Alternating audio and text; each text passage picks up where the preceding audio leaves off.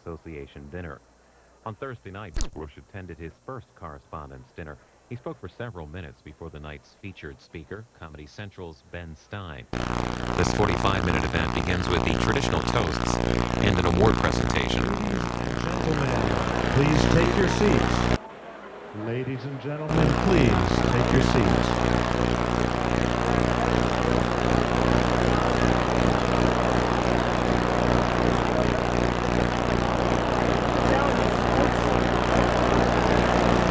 Ladies and gentlemen, Mr. Lou Ketchum.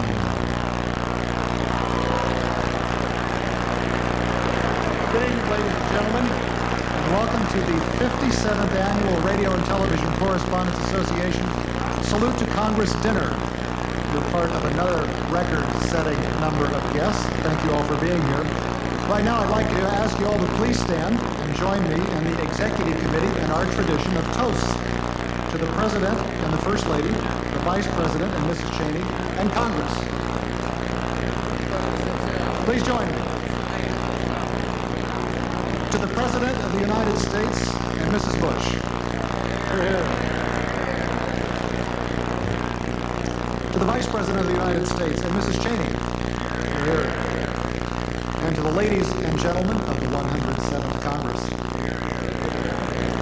Thank you. Please be seated. As I introduce the head table, please hold your applause until everyone is introduced, and I'll skip over several of our guests and hold them until the end. Beginning on my far left, your right, Larry Janizek is director of the Senate Radio and TV Gallery. Juliana Glover-Weiss is press secretary to the Vice President. Keith Plummer from Hearst Argyle Television. Mr. Ron Bonjean is press secretary to the Majority Leader of the Senate. Jamie Dupree is from Cox Broadcasting. Representative Billy Tozan is chairman of the Commerce Committee. Mike Becerra of NBC News. John Disney of CNN Radio. Dave McConnell from WTOP Radio. And Evelyn Thomas from CBS. Now on my far right, your left, Tina Tate, director of the House Radio and TV Gallery. Noelia Rodriguez, press secretary to the First Lady.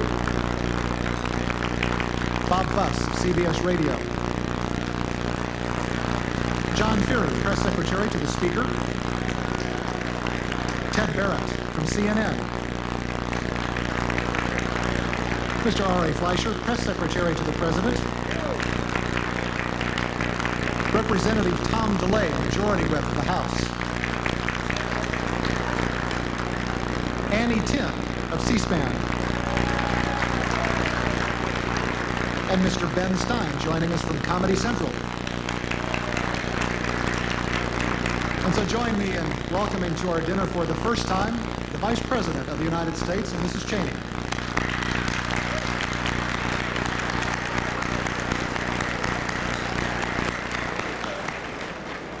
And also, for the first time, we welcome the President of the United States and Mrs. Bush.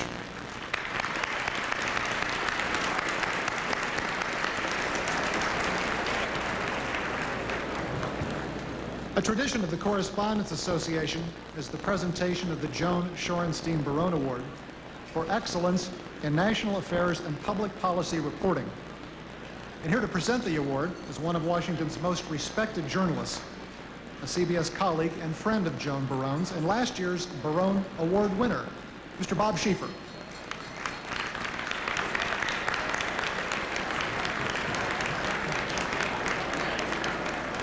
This is it. Okay.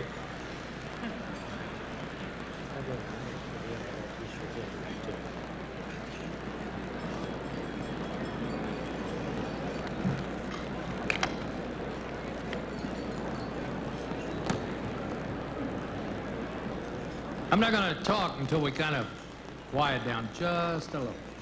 Great.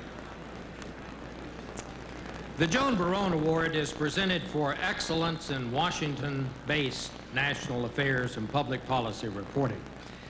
It was an especially meaningful thing for me to be chosen to receive this award last year because Joan was a colleague and she was also a friend of mine. I've always thought that the first qualification for being a reporter was to love the news, and I have never known anyone who loved the news more than Joan Barone. She was a shy person, not at all like the front page stereotypes of a reporter that are sometimes portrayed in the movies. But because she did love the news so much, she always stayed with the story, and she was dogged in her determination to get it. She never gave up until she got it. Well, before I present this year's winner, I want to recognize her dad, Walter Shorenstein, who loves politics and news just as much as his daughter. Walter, stand up. Let us see you there.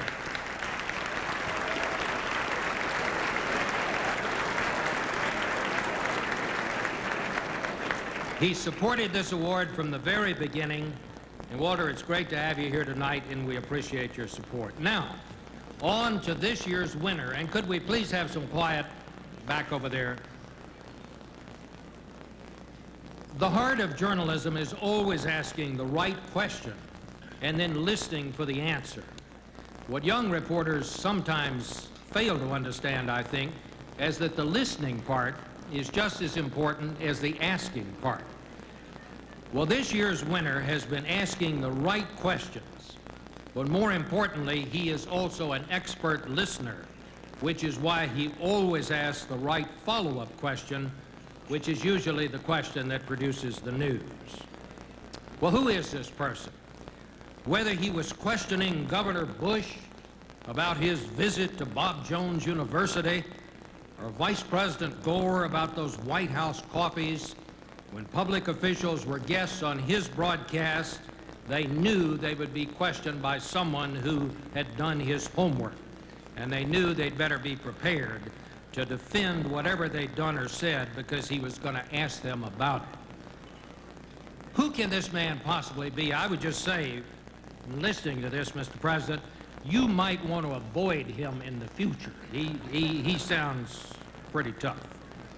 Well, here's a clue. Our judges noted that in addition to his many skills, he does on occasion subject his guests to lengthy orations about some football team called the Buffalo Bills.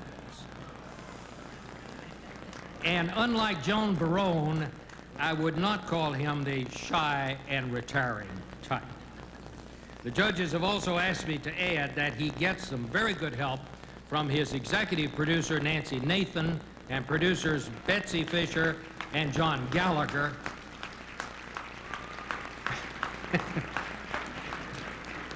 Well, who can this be? The suspense is killing me. I must have the envelope. The envelope, please. Beautiful envelope, isn't it?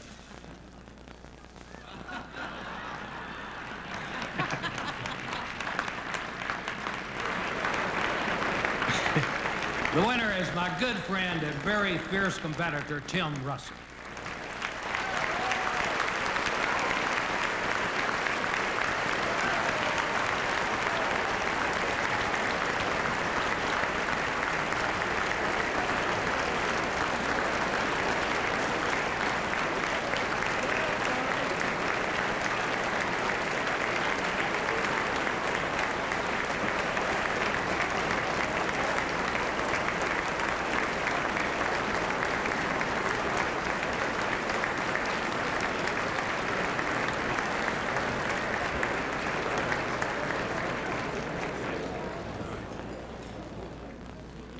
Thank you very much. Radio and television correspondents. This isn't like one of those network election projections. I have to give it back at 3 a.m., is it? Is this the... I want to thank Bob Schieffer for presenting this. That is particularly meaningful to me. Bob and Gloria and Sam and Cokie and Tony and Britt and Wolf, because what they bring this Sunday morning, I think, is so, so important to our country. I want to thank my staff, Betsy Fisher, Nancy Nathan, John Gallagher, Michelle Giacone, Aaron Fogarty, Alicia Jennings, Lisa Havlitz, Barbara Fant for keeping me focused and objective. Management from New York here, Bob Wright and Andy Lack, thank you for your endless support and giving us complete editorial independence. So, so important.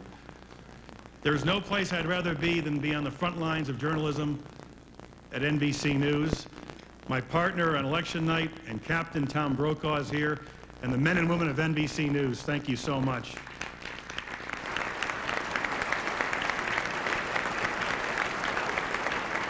"53 years ago, Lawrence Spivak and Martha Roundtree began Meet the Press with a single mission: learn as much as you can about your guest and his and her position on the issues, and take the other side.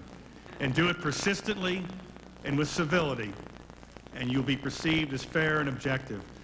And that has been an invaluable lesson for all of us who labor on Sunday morning. And I want to thank the President and Vice President Gore for their willingness to come on programs like Meet the Press. It is not sometimes the most pleasant of circumstances, but I think they believe very deeply, sir, that it is important for our democracy and for our politics that the American people have an opportunity to see you and take your measure. What are you doing Sunday? On behalf of NBC and Meet the Press and that special venue called Sunday Morning Television, thank you all very much.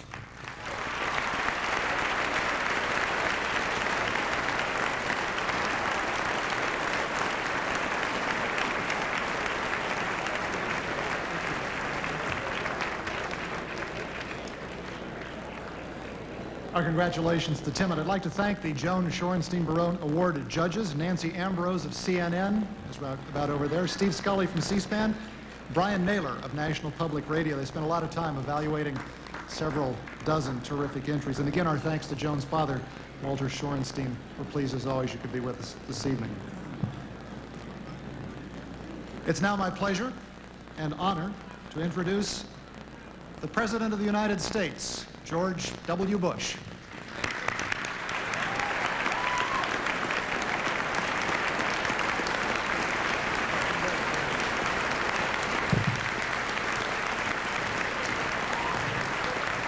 Thank you. Thank you all very much.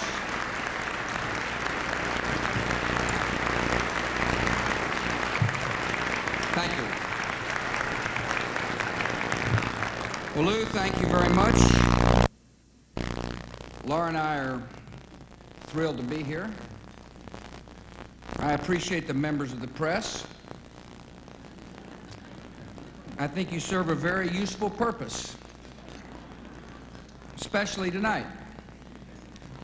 As you know, we're studying safe levels for arsenic in drinking water to base our decision on sound science. The scientists told us we needed to test the water glasses of about 3,000 people. Thank you for participating. It's good to see so many members of the Congress here. My fellow Texan Tom DeLay is here at the head table.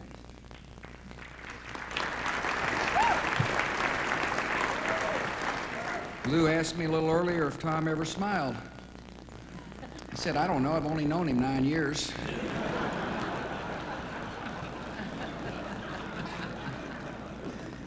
Senator Lieberman is here. As we all know,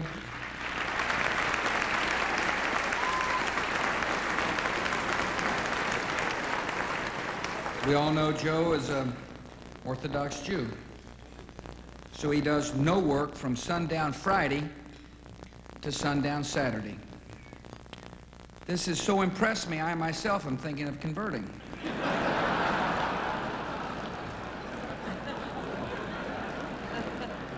So I don't have nothing to do from sundown Saturday to sundown Friday. Most of you probably didn't know that I have a new book out. Some guy put together a collection of my wit and wisdom, or as he calls it, my accidental wit and wisdom. But I'm kind of proud that my words are already in book form. So like other authors, I thought I'd read from it tonight.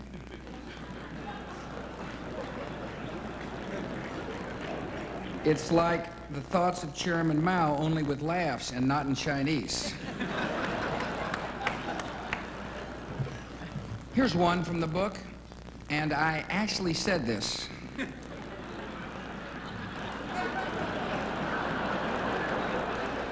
I know the human being and fish can coexist peacefully.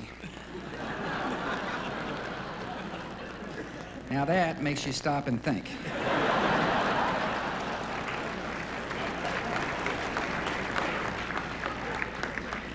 Anyone can give you a coherent sentence, but something like this takes you into an entirely new dimension. Here's another. I understand small business growth. I was one. You know, I love great literature. I actually said this in New Hampshire. I appreciate preservation. It's what you do when you run for president. You gotta preserve. I don't have the slightest idea what I was saying there.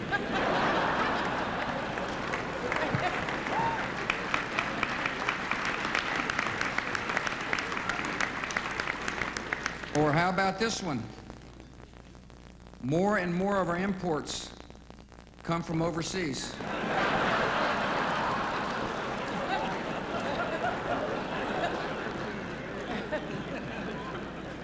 Now, most people would say, in speaking of the economy, we ought to make the pie bigger. I, however, am on record saying we ought to make the pie higher. It is a very complicated economic point I was making there. But believe me, what this country needs is taller pie.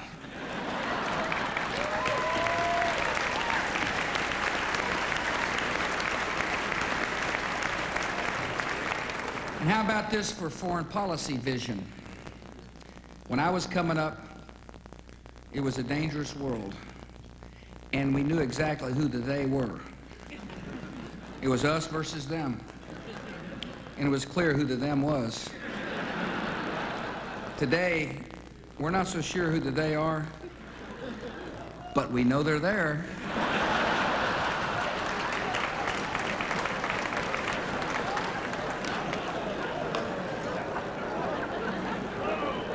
John Ashcroft, by the way, attributes the way I talk to my religious fervor.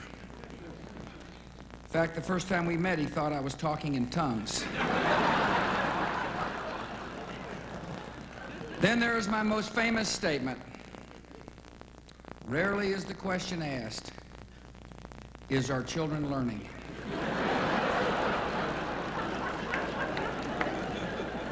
Let us analyze that sentence for a moment. If you're a stickler, you probably think the singular verb is should have been the plural are. But if you read it closely, you'll see I'm using the intransitive plural subjunctive tense. So the word is are correct.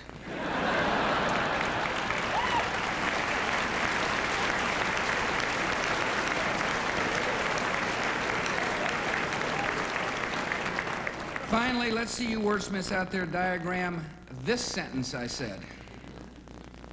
This may sound a little West Texan to you, but what I'm talking about, when I'm talking about myself, and when he's talking about myself, all of us are talking about me. Now, ladies and gentlemen, you have to admit, in my sentences, I go where no man has gone before. But in closing, the way I see it is I am a boon to the English language. I've coined new words like misunderstanding and Hispanically. I've expanded the definition of words themselves using vulcanize when I meant polarize, Grecians when I meant Greeks, inebriating when I meant exhilarating. And instead of barriers and tariffs, I said terriers and bariffs. And you know what? Life goes on. My wife and my daughters still love me. Our military still protects our shores. Americans still get up and go to work. People still go out and have fun, as we're doing tonight. I don't think it's healthy to take yourself too seriously, but what I do take seriously is my responsibility as president to all the American people and to the office I hold. And that is what I came tonight to tell you. Thank you for inviting me, and thank you for your hospitality.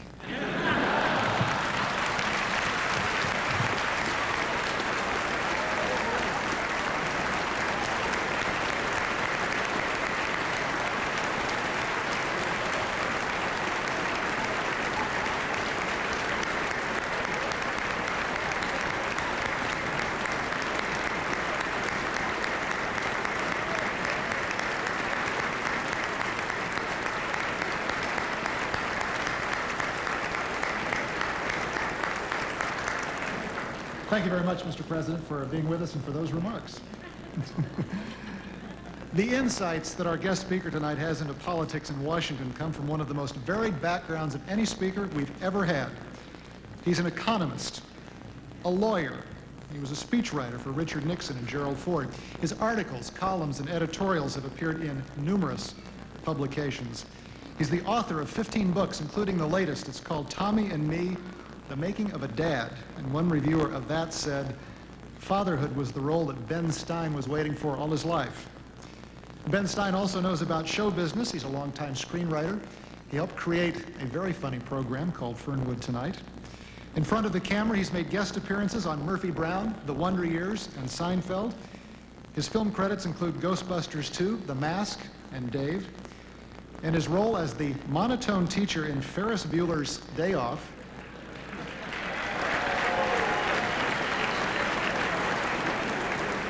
was, in one recent survey, ranked one of the 50 most famous scenes in American film. Bueller, Ferris Bueller. His program, Win Ben Stein's Money, has aired on Comedy Central for nearly 4 years and was just nominated for 4 more Emmys, in addition to the ones he already has. He's an economist, a lawyer, journalist, author, screenwriter, game show host, and talk show host, but most importantly, he's Tommy Stein's dad. Ladies and gentlemen, Mr. Ben Stein.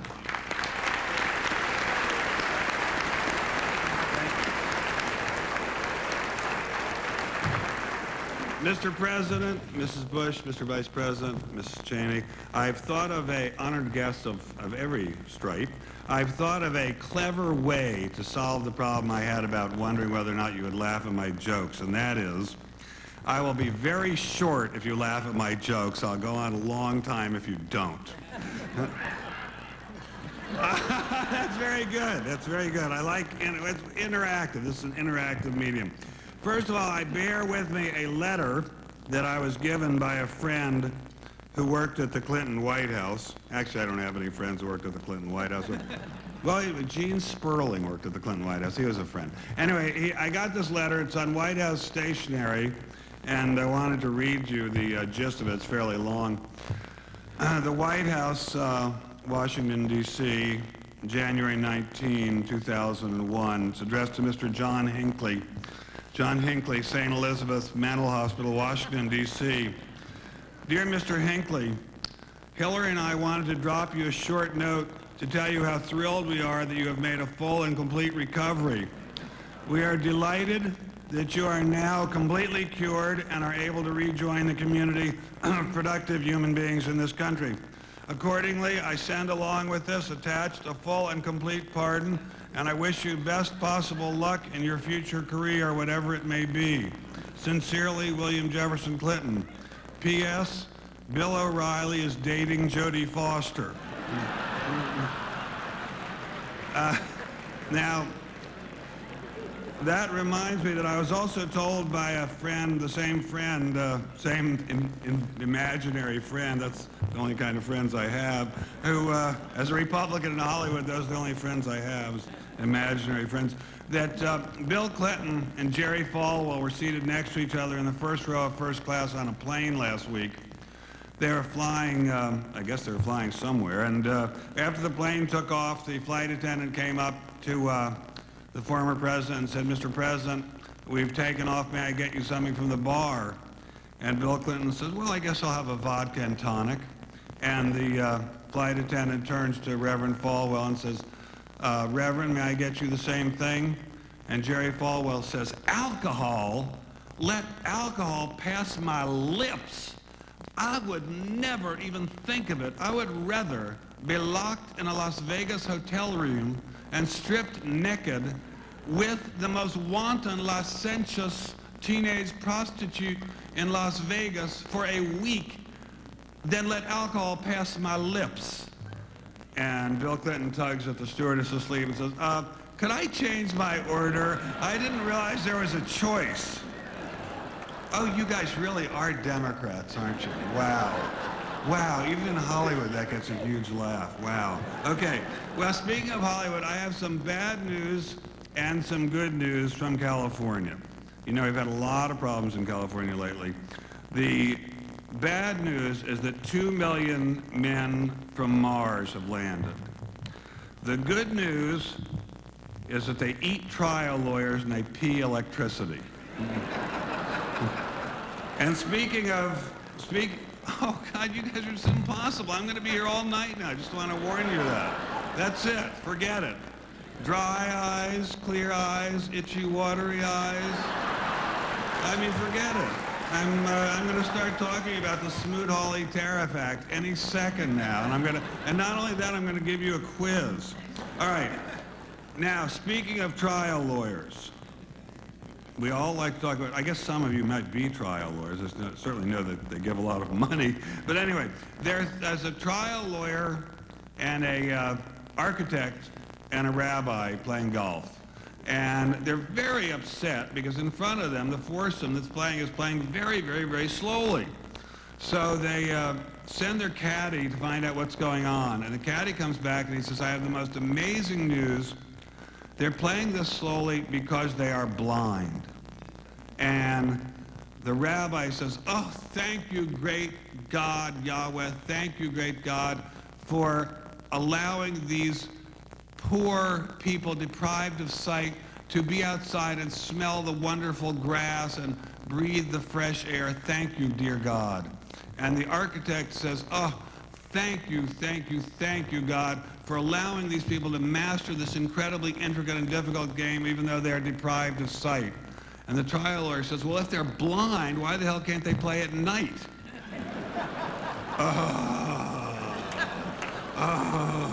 All right, how many people here are from Southern California? Okay, what do you get if you drive across the campus of USC very slowly in a BMW convertible? A diploma. Okay, so you don't know much about Southern California either. All right, okay, there's a now speaking of radio and television correspondents, this one is important, so please pay attention. There's a man sitting on a park bench, an old man sitting on a park bench in Miami, and another old fellow comes up to him and says, Bernie, I haven't seen you in years and years. How are you?" And the other one says, "Oh, Dave, I'm fine." And the first one says, "Bernie, you had 3 wonderful sons. What happened to them? What are they doing?" And the fellow says, "Well, you remember the oldest one, he was incredibly smart, incredibly good at arguing. He went to Harvard and Harvard Law School, and he is now the clerk to a Supreme Court justice, and they say that he will himself be a Supreme Court justice someday." And the second fellow says, "Well, that is fabulous. What about the other son?" He says, "Well, he is incredible with his hands. He went to Columbia Medical School. He is now in a pre-brain surgery clinic teaching himself, even though he's a student at Columbia Presbyterian Hospital, and they say that they bring him the most impossible cases that nobody else can possibly solve. He is destined to save hundreds of lives." And the fellow says, "What about the third son? Didn't he have some kind of problem being kicked in the head by a horse or something like that when he was a child? Maybe some brain damage?" And the first old fellow says, well, yes, he did. He was what they call developmentally disabled. But we have found an incredible career for him. He is in the public eye all the time, makes a good living, and is very, very satisfied with his career despite his severe brain injury. And the other fellow says, well, I don't mean to be rude, but what kind of a job can he do where he's in the public eye and gets paid well and is enjoying himself with a severe brain injury? In other words, he predicts the NASDAQ for CNBC. Okay, so you don't know about Southern California. You don't follow the stock market. This is going to be very, very tough with you guys. All right. Okay, finally. One that missed... No, wait a minute. That's one more joke. One more joke, and then I have a little bit of serious part to tell you, too. It's not very late. Come on, it's only 10 o'clock. You're only going to be here about 10 more minutes. At least from my part. What the other people want to do with you is up to them. The king of... Oh, I'm not even going to tell you that joke. You've hurt my feelings. No, I'm going to tell you. One of you heard this last night. Don't tell the punchline. There's a beautiful young couple who are getting married at the Kala Hilton in Hawaii, and they're both avid golfers, so they tee off the morning after their wedding on the first leg of their honeymoon, and the first shot the bride takes is a wicked slice that goes crashing through the window of a beautiful house next to the fairway. So they go up to the house, they push open the door, there's broken, magnificent baccarat crystal all over the room, and a man lying on the couch with a tremendous knot on his forehead. So they go up to him, they say, we are so sorry, whatever we did, we'll pay for it, no matter how much it costs. And the fellow lying on the couch says, don't worry about it one bit, I am not a human being, and I owe you a little bit of an explanation, a lot of thanks. I am a genie. And I was locked inside that vase for 1,000 years, and you have freed me, and I'm going to grant you any 2 wishes you like. So the couple are fabulously excited, and they say, well, first we'd like $1 billion. And so you haven't seen that movie either. Fantastic. Everybody else in America has seen it but you. Amazing. Austin Powers. Tremendous. Anyway, we'd like $1 billion. You guys are funny. The Austin Powers, I'm so glad I have a regular job. Anyway, Austin Powers said, and they say, we'd like $1 billion. And the fellow says, okay, in 4 weeks you'll have $1 billion. And then what's your second wish? And the couple powwow, and they say, we'd like to be able to play scratch par golf at any course in the world anytime we want. And the guy says, okay, in 6 weeks you can do that. Then he says, but I would like to ask you a favor. I've been locked in this bottle without a woman for 1,000 years. And I would like to know if I could spend the afternoon making love with your wife. And they're horrified, but they say, well, he is giving us $1 billion. And therefore, yes, you can spend it just this one afternoon making love with my wife. So he goes upstairs with the wife, and they spend a strenuous afternoon making love. And after about 3 hours, he says to her, let me ask you something. You're very young and beautiful. How old are you? And she says, I'm 20. And he says, and how old is your husband? He seems a bit older. And she says, he is quite a bit older. He's 40. And the guy says, and he still believes in genies? Oh, God, this is impossible.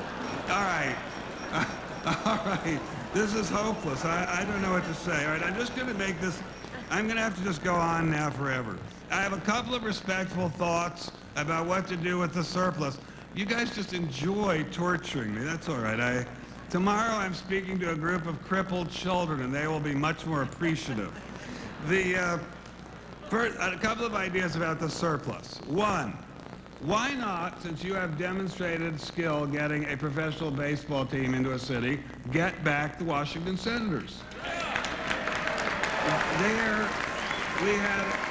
We used to have the Senators at Griffith Stadium at 7th and Florida Avenue. It was a great baseball park. The team never won, but we really enjoyed having a team. With $1.6 trillion, we can surely buy a team.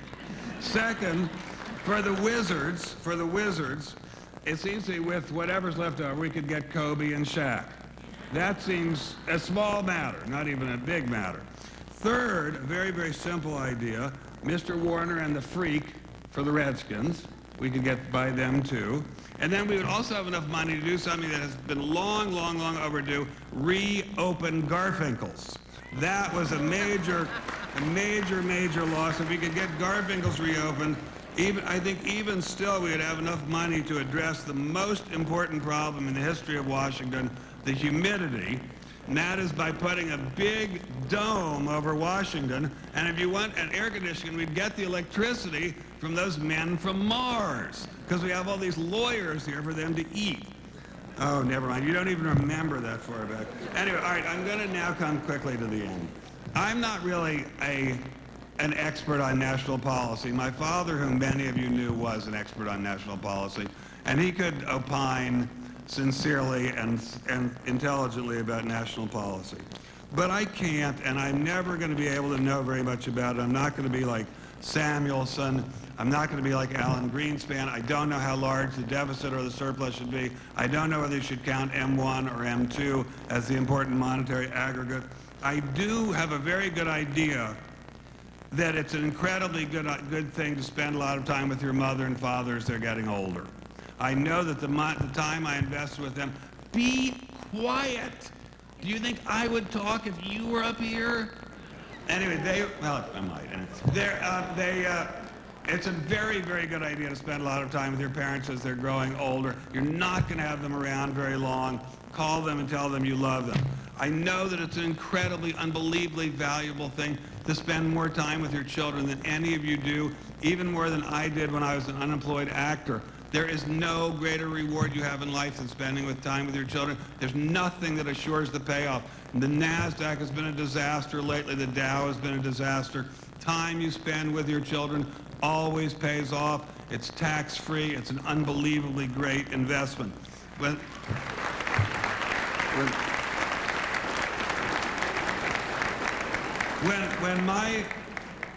As I say, many of you knew my father, Herbert Stein, who was a commentator in this town for 60 years, and thank you very much. And when he got ill, I sat with him at the Washington Hospital Center for 6 weeks, reading him the sports section of the Washington Post, which is what he wanted to hear, and reading about the Redskins at Carlisle, Pennsylvania.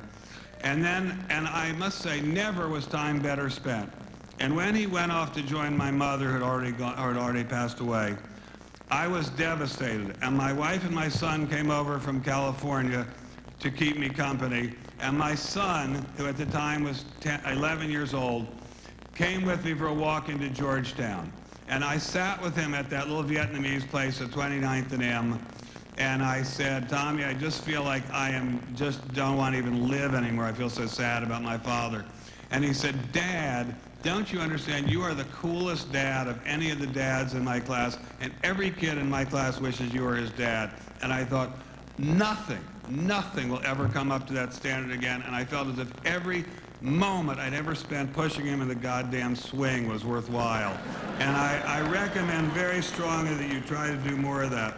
I am never going to be a great actor. I can barely play myself at this stage, obviously. But I know that when my wife comes home from work after an exhausting day being a lackey of the capitalists at her law firm, that I can have a nice fillet of orange roughy waiting for her, and at least she will feel that she's been fed properly by the time she gets home.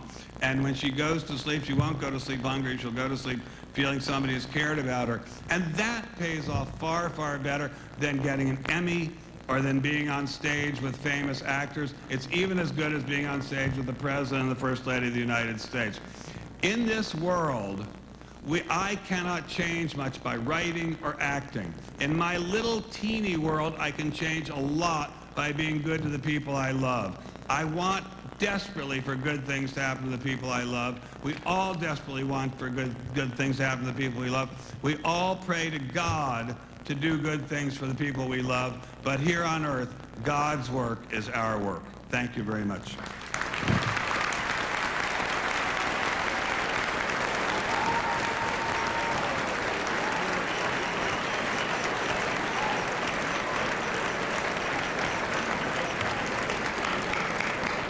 Thanks to Ben Stein.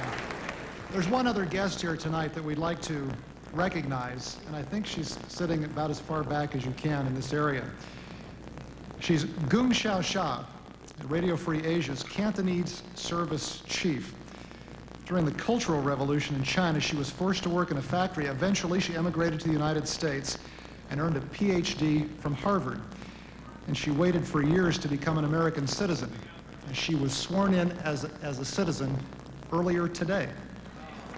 Our newest American.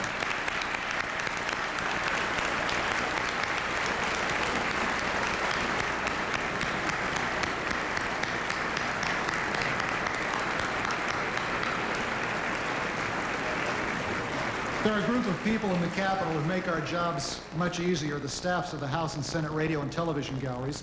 Our special thanks to Tina Tate and her staff on the House side, Beverly Braun, Gail Davis, Olga Kornacki, Eric LeBlanc, and Andy Elias, right there. And on the Senate side, our thanks to Larry Janizek, Jane Rule, Gloria Halcomb, Mike Mastrian, and Will Gardner. I'd like to thank my best friend the last few months, Ivan Goldberg of Barbara Boggs Associates. She's the one who makes all this happen. And she always listened when I had such spilkus from getting ready for this. And my family here in the front tonight, my wife Barbara, who helped me through all of this and keeps me laughing and makes life a wonder. Our newest wonder is upstairs tonight, our grandson Michael. He's 3 months old. His mom and dad, Tara and Mike Gunther, are here from Louisville. My stepson Ryan is with us. He's in training right now at the Fairfax County Fire and Rescue, one of the most elite units in the country.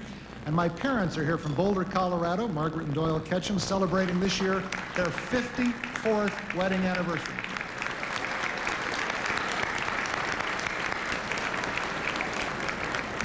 And to my best friend from the old neighborhood, Vivian Pendergrass. She's watching out in Kansas City. Happy birthday. Who'd have thought I'd get you last year? And next to me now is the lady who will be standing here next year, Evelyn Thomas of CBS, has become a good friend over the last several years. She took over leadership of the Executive Committee in December and has been doing more than you could ever know ever since. Evelyn Thomas.